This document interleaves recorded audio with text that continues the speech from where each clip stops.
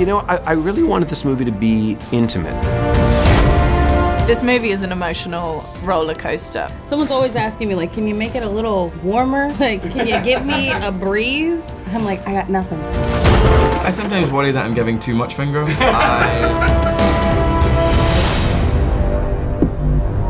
Velkommen til en stor Moovy TV særudsendelse om X-Men-franchisens 12. og på sin vis også sidste film, X-Men Dark Phoenix. For nylig købte Disney jo filmselskabet 20th Century Fox, som indtil da ejede filmrettighederne til den populære Marvel-tegneserie. Så nu bliver tavlen snart visket ren, og en masse nye skuespillere skal snart spille X-Men-mutanterne inden for Marvels eget etablerede filmunivers. Vi var for nylig i London og sludrede med flere af filmens superstjerner og bagmænd, inklusive Simon Kinberg, som både har skrevet manuskriptet og debuterer som instruktør her med X-Men Dark Phoenix.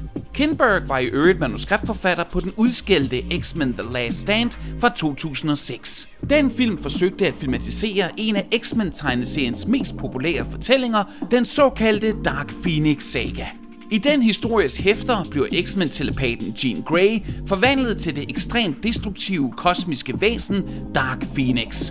De heroiske X-Men bliver tvunget til at bekæmpe en af deres egne, og resultatet er en gribende og hjerteskærende fortælling om magt, kærlighed, liv og død. Desværre blev den fortælling ikke blot ændret og kogt ned, men også forsimplet og fordummet i X-Men The Last Stand. Og Jean Grey druknede i et gigantisk ocean af kulørte karakterer og sideløbende historier. A major pharmaceutical company has developed a way to suppress the mutant X gene permanently. They're calling it a cure. There's nothing to cure. Nothing's wrong with any of us for that matter. Og nu har Kinberg tydeligvis følt, at det var på tide at fortælle Dark Phoenix-historien igen, og denne gang ordentligt. We get the astronauts, we bring them home. Go! The heat signature's rising fast. We gotta get out of here. Where's Jean? Where is she? Jean! Vi lagde ud med at tale med X-Men-franchisens faste producer, Hutch Parker, og også med Kinberg. Og vi startede med at spørge ind til de lærestreger, som han tog med sig fra den altså noget uheldige X-Men The Last Stand. I've been an X-Men fan all my life. I read the comics when I was a kid. It was called Project X in Denmark, actually, for many years. And I know you've been very honest and forthright about sort of the lessons that you took with you from X-Men 3 in terms of the Dark Phoenix saga, not feeling you did right by that saga. Yeah. And I'd love to hear, like, what were some of the specific lessons and teachings that you took from that experience into making this one? Well, for me, the big lesson from X-Men The Last Stand, or regret I had, is that we weren't true to the essence of the source material. I mean, I grew up reading X-Men comics like you, and my favorite of the X-Men comics was the Dark Phoenix saga. For like so many of us, it's the most beloved, the most iconic of the storylines.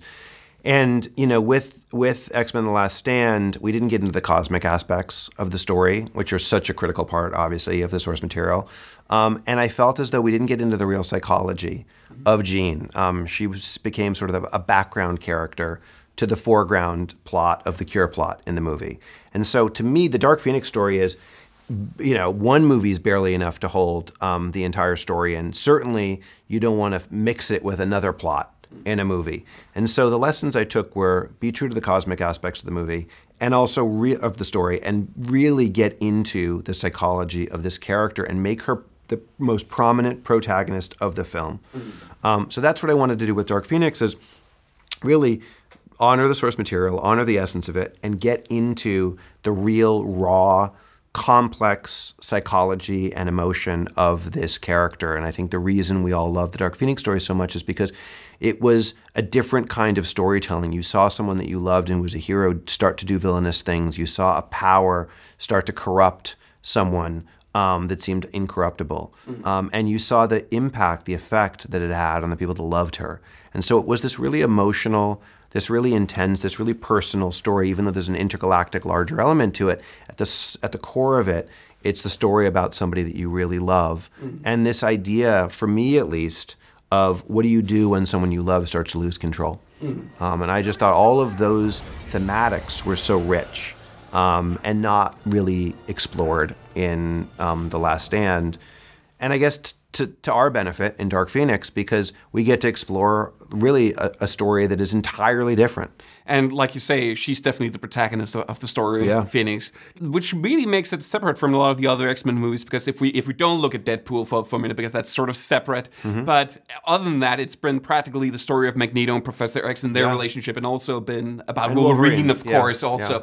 And this is actually, I was thinking, this is the first X-Men film where Wolverine doesn't appear in any way, so you can't use him for any promotion or anything. No. Did you have any trepidations about going on of this journey without having him in tow at all? Well, I love Hugh. He's one of the most extraordinarily kind men in the world, and obviously he's for my money, I guess he and Tony Stark are the two most iconic superhero characters in terms of actors and their relationship to the character. I felt like we did, I'm very proud of the job we did with Logan in terms of closing off his story. And I knew when we were making Logan that was the end for Hugh, because that's the way he talked about it from the beginning of that process. And I felt like this movie really wanted to focus on Jean as the protagonist, and I really didn't want to distract or pull away from the focus on her. And also the notion that, you know, as you talk about the previous X-Men movies being about Magneto and Professor X and Wolverine, there is something they all have in common, which is they're men. And the Dark Phoenix story is a story about a young woman, and when I was reading the X-Men comics growing up, one of the things I loved so much is that there are so many strong women in the comics. Storm is so strong, Jean obviously is so strong, Mystique is so strong, Rogue is so strong, Kitty is so strong, and on, and I really wanted to honor that in this movie, because I knew I had a female protagonist, and so in addition to that, I just wanted to honor the strength of these other female characters in a way that we haven't really in the previous movies. They've been strong, but they've been more backgrounded characters because of the men who've dominated the stories. You should understand better than anyone that we're only ever one bad day away from them starting to see us as the enemy again. So what? We wear matching costumes and smile in pictures to make everyone feel safe? That is a small price to pay for keeping the peace. By risking our people to save theirs. Yes, yes. It's funny. I can't actually remember the last time you were the one risking something. And by the way, the women are always saving the men around here. You might want to think about changing the name to X-Women. So, you know, did I have trepidation about not having Wolverine in the movie? Not really, because I felt like what I wanted to do with this film was make a different kind of X-Men movie. I wanted the feeling, the tone, the vibe, the look, the experience of the film to be unique. And part of that uniqueness was not having Wolverine at the center of it. Interesting. No, and not because I don't love Wolverine. He's probably my favorite character of the universe. But because we had a tremendous confidence in this storyline, this arc, as being one that could deliver a special experience for the audience and a you know, potentially really good movie. So I guess the way we tend to think about these things is from the inside out. And if one of the challenges we've had at times is because the cast is so big that you can't always service all the characters. So, you know, to me, unless you had a meaningful role for the character to play and contribute, it's not necessarily an asset, because you can sometimes feel that when they're there without a legitimate purpose to the story. I'd love to hear again, because of course you were involved in Logan, which is probably my favorite X-Men film, one of my favorite comic book films. And that of course got the Academy Award nomination for Best Script, which is amazing. And then we've just had Black Panther Oscar nominated for Best Picture. Do you, as a producer, sense that there's this shift in perception, critical perception, that the genre itself is garnering more serious reputation, that it's being taken more seriously, not just as pop entertainment, but as something that's on a higher cultural quality level in some way? For sure, and I honestly, I think it's high time. I think it's prejudicial to think that popular movies can't also be award worthy, and that, you know, I almost think there's been a little bit of a bias against these kinds of films because they came out of something that was so much a pop culture resource, the underlying material, and yet the filmmaking for a long time has been superb, and the writing and the performances. So, yeah, my hope is that as these movies are now sort of the standard bearer for by a lot of different measures, that the audience and the Academy will continue to be open to recognizing the skill and the challenges and the excellent work that's being done in this genre. Derefter sluttede vi med filmens skuespillere, og vi startede med Michael Fassbender og James McAvoy. I filmene har deres alter egoer, Magneto og Professor X, skiftevis været venner og fjender. Stay out of my way. I'm sorry for what she did. But I can't let you go in there. You're always sorry, Charles. And there's always a speech. But nobody cares anymore. We do this here, now. They'll see us as monsters. Violent freaks fighting on the streets of New York. What did I tell you? Damn it, man, your homeland will be gone. Everything you care about. Save it. Don't do this, Eric. The girl dies. Men i virkelighedens verden er der slet ingen tvivl om, hvad de to mænd er. Forgive this stupid pun first of all, because I know you guys have been X-Men now, and you also seem to now be X-Men. I know it's a bit of a stretch. At least you're not X-Men. That would be. I would always. I'd like to be a triple X-Man. You what? Triple X-Man. Triple X-Man. Triple X-person. But how does it feel? Is it bittersweet? Is it sad? Do you feel okay passing on the franchise? I feel relatively good about it, actually. Feel good? Yeah, I feel like really... I mean, the worst thing would be to do this for the rest of our life. That would actually be a bad thing, to never stop doing this. Surely that wouldn't be good. Things do need to come to an end. Look at all your favourite TV shows. They're the ones that like went, do you know what? We're going to end it beautifully after 2 seasons. Do you know what I mean? Those are the ones that you want more of, you know? Yeah. So, no, it's good to end well. And I think Dark Phoenix is ending exceptionally well. And I do feel like your character's relationship has been very much the beating heart of practically the whole franchise, also the older films. But in this movie, you sort of relinquish the limelight a lot to Jean Grey, to Phoenix, of course. Was that sort of refreshing for you guys? Yeah, it was great. It was something that Simon really was very passionate about, cared a lot about. That this sort of story was kind of told before, Last Stand, but wasn't really, and to give Jean Grey that front and center stage, and we're all sort of orbiting around her, and she's like, as you said, the antagonist and the protagonist, and Sophie did a fantastic job. It was very impressive to watch her on set work. Are you threatening me? That's right. That would be a bad idea. Now, I've been amazed throughout all these films that you're great at selling your mutant powers, even though both of you are mostly tasked with, powerless. Pulling out your outstretched arms or massaging your forehead or that kind of stuff. Very good at it. Very good. Do you still have trepidations on set, how is this going to look when we finish it? Because I believe it. I sometimes worry that I'm giving too much finger. I'm like, should I arch the finger? Should I keep it straight? Should it be there? Should I double finger it? So yeah, it's good.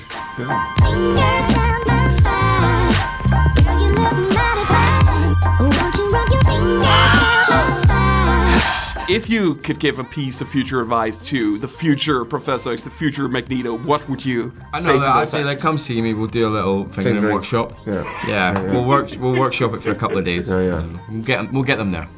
Cool. And I'll use the whole hand. Oh. I'm looking forward to that. That's going to be a great behind-the-scenes video. We're going on the road, workshops. It is going to be triple X-Men, the next one. By the end, it will be. They can't begin to comprehend what you are. She's changing. And what? You didn't come here looking for answers. You came here looking for permission. Jean. Just before delving into Dark Phoenix, I want to just quickly touch upon, I love this little cameo moment you all have in Deadpool 2. Oh. Can you talk to me a little bit about how did that come about? How was that day like? Was it just quickly, let's just cram this in? How was it? Cramming it in, Pretty much that, yeah. I think the studio would throw us a bone. Okay, they can't just dust off one of the famous X-Men. How about that Potts with the giant pigeon wings? What do those do anyway, huh? Carry him 3 feet off the ground to snatch up the nearest muffin crumb? No. So much goes into making a movie like Dark Phoenix that when they were like, hey, we want you to do a cameo for Deadpool, we were like, when? When do we have time? Yeah. Did you even get to hang out with Ryan? Or? No. We actually shot that in Montreal. So they were shooting, I think, in Vancouver or something. And they had already, we were just kind of baked it into our production schedule and shot that after they had already wrapped on the film, I think. So it was just it was just us. The one shot. Cool. But I imagine it must be a huge pleasure to be able to play characters that are so much larger than life. But I do wonder, do you ever get like some friendly banter from your friends, like in real life, like, why aren't you that fast in real life? Some of them want to be abused. Oh, what's up with the weather? Do you get that sort of stuff from your... Every day. Yeah. Every day. Yeah, pretty much, yeah. Yeah. Someone's always asking me, like, can you make it a little warmer? Like, can you give me a breeze? And I'm like, I got nothing. How fast are you in real life, Evan? 13-minute mile. Yeah, pretty good. It's not bad. That's impressive. That's actually not bad. No. It's terrible. Are we talking terrible. uphill? No. Downhill. And Tye, I also found it was sort of a funny coincidence that you've almost been slightly typecast now as a guy who wears great headsets, a visor. Like was it because of your role as Cyclops that you got Ready Player One as well? I don't know. That's a good question. You have a good face. I mean, it's I don't know. I think that's one of the most exciting parts about playing this role is that it's you don't get to use your eyes, so that becomes challenging. So the more challenge, the more fun it is, I guess. Can you actually see anything out of those? Sometimes, yeah, a little bit. It's like a double lens, like a red tinted lens. So it's really dark actually, and everything is a shade of red. So if there are multiple people in the scene and there are marks, there are like 5 marks on the floor and they're all different colors, I only see white marks. Okay. So occasionally we'll run to someone else's mark. Which probably gets a little annoying for everybody else. Yeah. Yeah, because I was also thinking about sort of like the kissing scene with Sophie Turner. I was wondering, because that visor is just so close to sort of the bridge of her nose, did you end up giving anybody bruises? Or I don't think so. I don't think it protrudes enough, but no. You did get pretty close though. With the visor? The visor. Yeah.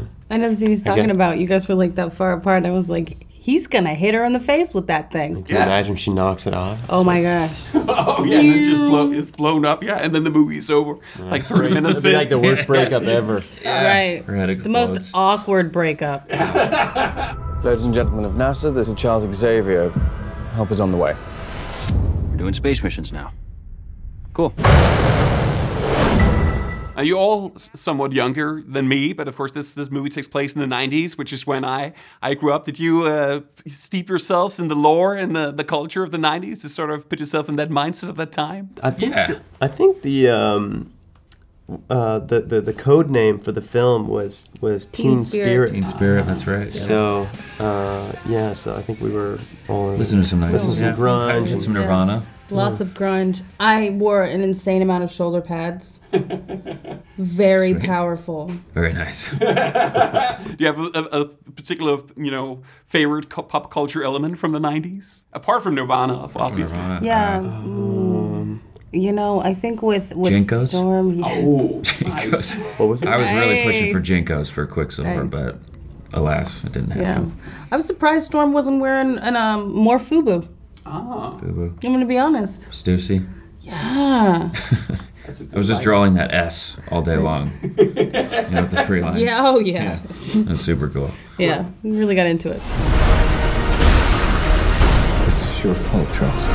Tell me how we fix this, Charles. Tell me what to do. I don't know what to do. The girl dies. She's still Jean. We can still help her. Sometimes we want to believe people are something that they are not. And by the time we realize who they are,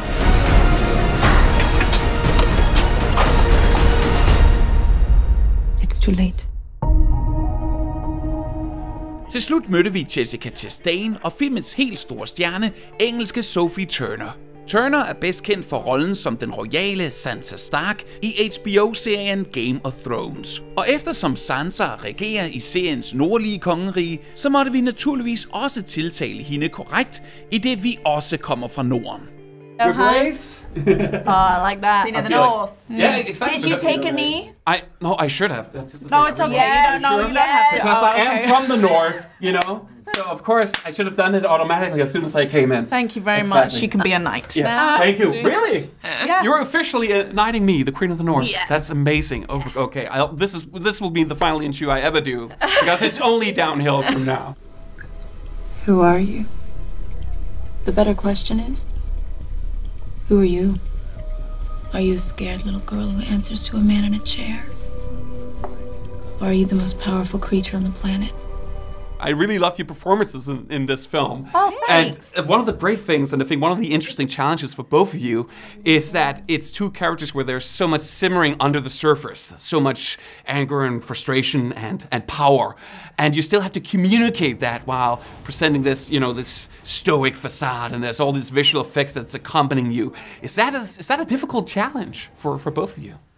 Oh, I think it's always a challenge having, you know, so many emotions bubbling inside of you. I think this movie is an emotional roller coaster, especially for me playing the character. It was just kind of a very disorientating experience. Yeah, of course, it's always difficult having to play all those undertones.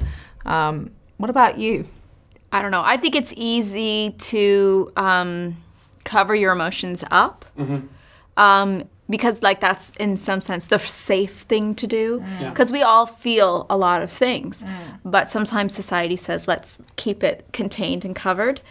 I think actually the really difficult, really brave thing to do is to like let the emotions out. So there's some scenes that Sophie has in this film that I think are really powerful because of that. The X-Men fear you. And what they fear, we seek to destroy. I'm a huge X-Men fan. I've been reading the comics ever since I was a kid, actually. Wow. And I was wondering, because this is very much the first X-Men film that's not focused on sort of the friendship between Professor X and Magneto, and it's not focused on Wolverine. And this is the very first film where he's not even in it, not even a cameo. I know. So was that sort of that must have been an exciting prospect, but was it also a bit scary to have to carry this film? Yeah, absolutely. You know, I'm the least experienced out of all of the actors in this movie, so I was like, why me?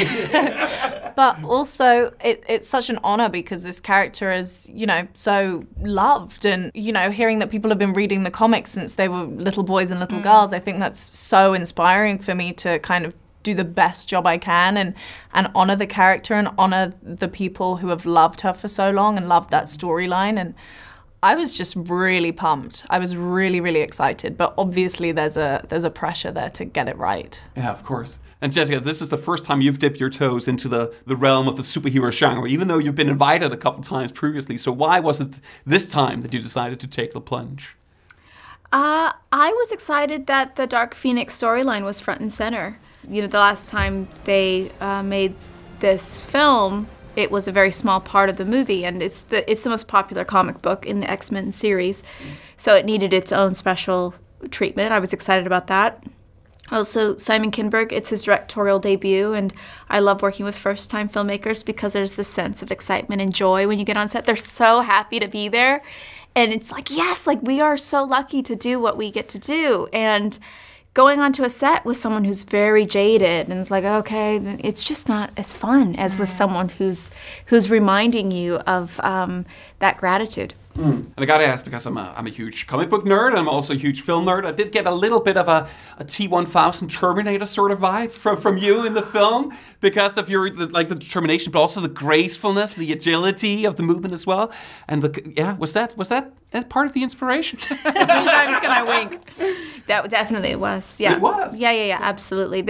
You know, my character says emotions make you weak, so there's this sense that she is absolutely clinical, so incredibly intelligent and efficient with her movement. Her species believe that you would waste energy moving your hands, smiling, all of this stuff, when it's all about like, what do we need? How do we move forward? And whenever she deploys emotions, it's to make a human being feel more comfortable. So yes, that was a very small part of my inspiration. Cool. Well, okay, I'm going to start a petition afterwards to have you as the next Terminator. That would be I'm the Terminator. Yeah, exactly. Okay, you got the accent nailed down already.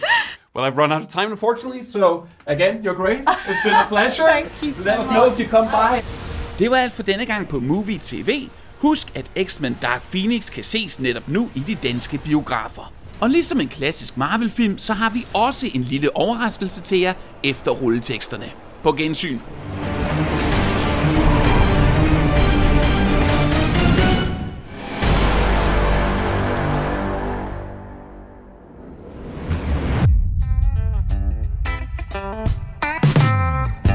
Oh, that you write very straight. You do. Thank you. Oh, yes, I try. Yeah, that's impressive. I have a bit of a question about timelines, because this takes place 8 years before the first X-Men film. So in 8 years, you're going to look like Ian McKellen and Patrick Stewart. And I'm going to look like Ian McKellen. Yeah. It's also takes place 30 years after First Class, and you've barely aged a day, and then... Oh, no. No, it makes perfect sense. I'm sorry. Who am I to question perfection? It's the best comic book movie ever made. Maybe after Jonah Hex. Okay. Thank you so much. I know it's silly. It's gonna look great. Jonah Hex. Thank you guys so much. It's been a pleasure. Okay, so I have a couple of minutes left, and I'd love to ask you guys. This is going to seem like maybe a bit of a sort of a weird request. I got to do this when I did. You're like unbuckling your pants. I know. This might seem like a weird request. Speaking of fingering, because again, I'm a huge fan. This is probably going to be my last opportunity to sit with Professor X and Magneto himself. Because you're getting fired after this. Go on. Exactly. If you would do your fingering as you're an expert of, and then I'll stop talking about my stupid questions, and maybe you do the same, Michael. Okay. Totally confused by the game, Totally. but I'm involved. Cool. I'm coming in.